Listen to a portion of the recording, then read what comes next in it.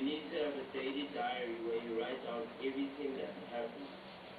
So it was easy for me to go back to my diary after I'd done the investigation when I was writing the story and say, okay, what happened when the first week I got there? What happened the second week I got there? What happened the third week I got there?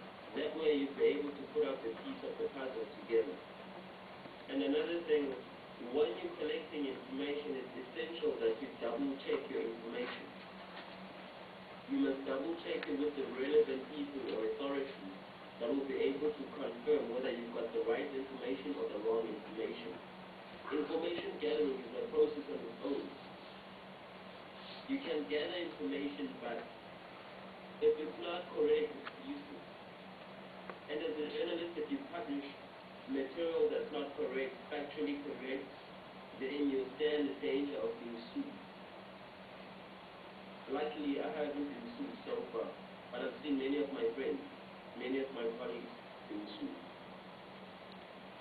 So that was the second step for me. After creating after living in that house and collecting all the information about my subject, I had to go and verify all the information about my subject. And then I had to confront my subject. My subject was a woman who was working for the provincial government of the Eastern Cape. This woman owned 7 houses in a small little town called King William's Town.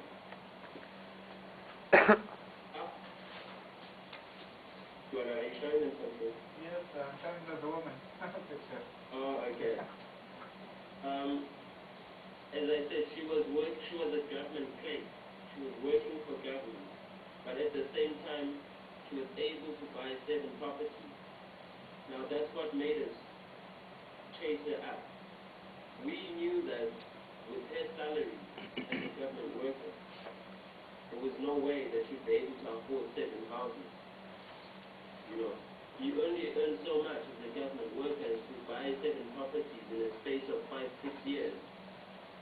It's highly unlikely that you will have that kind of money. So that's what drew attention. That's what drew attention to this woman. The fact that she was a government worker, we knew more or less how much she was earning. And when we did a property search, I don't know if you guys use those computer software where you can do a property search on someone. You can do an XD search, which is like a consumer trace, to find out, you know, where they live, what cell phone numbers they use, you know, where they work, who their spouses are, where their families are.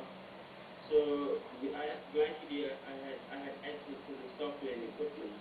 I was able to check when she bought those houses, how much she bought them for, you know, and then with that information I was able to write a factual story.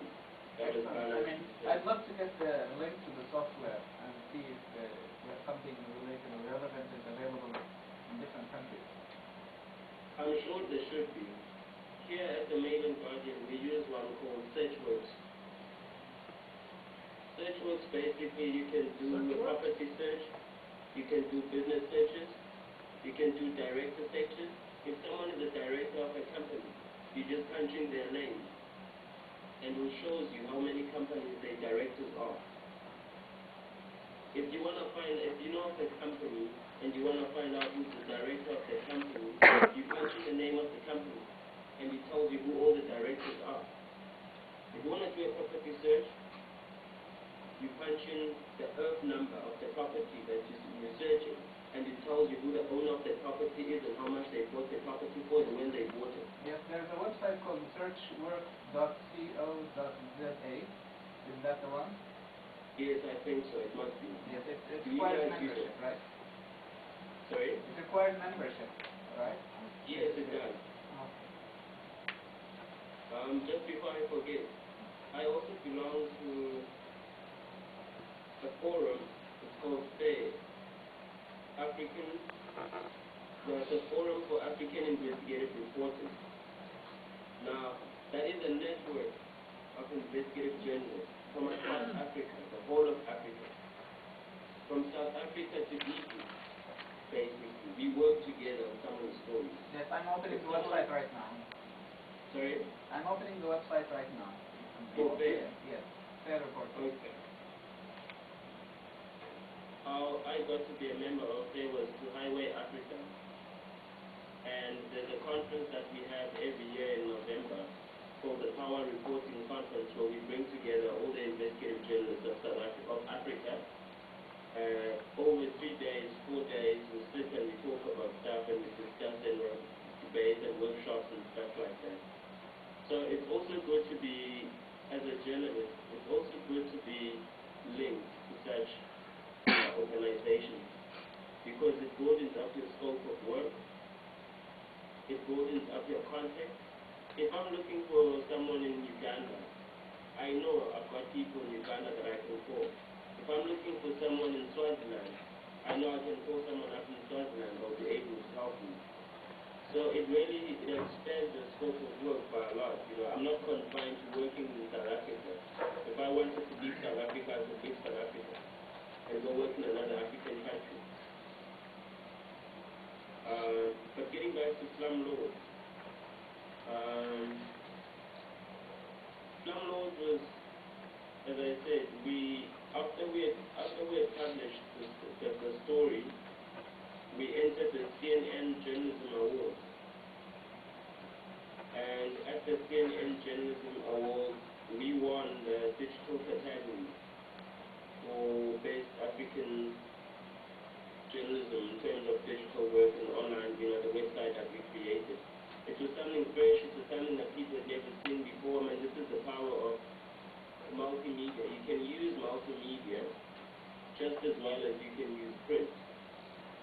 They work well together, you can combine them, which is, I think, that's what people are doing all over the world. Newsrooms are combining print and multimedia.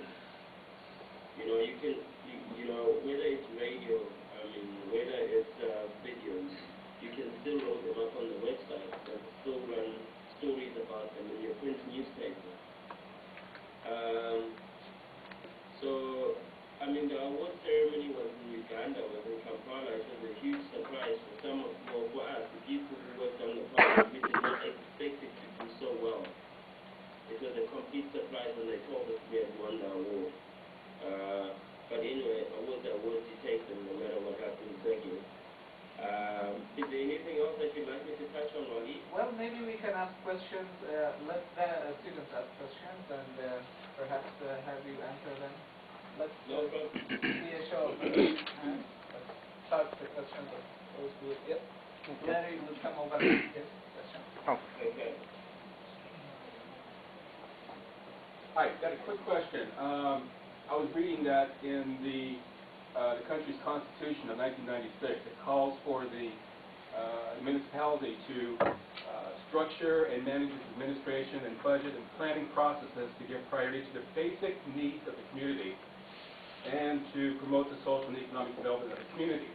Now, I just saw that a couple of weeks ago, the council had finally canceled out on me. Yeah, so long. All right. See, they're avoiding my questions already. Okay. We'll have it again. It appears to be a quite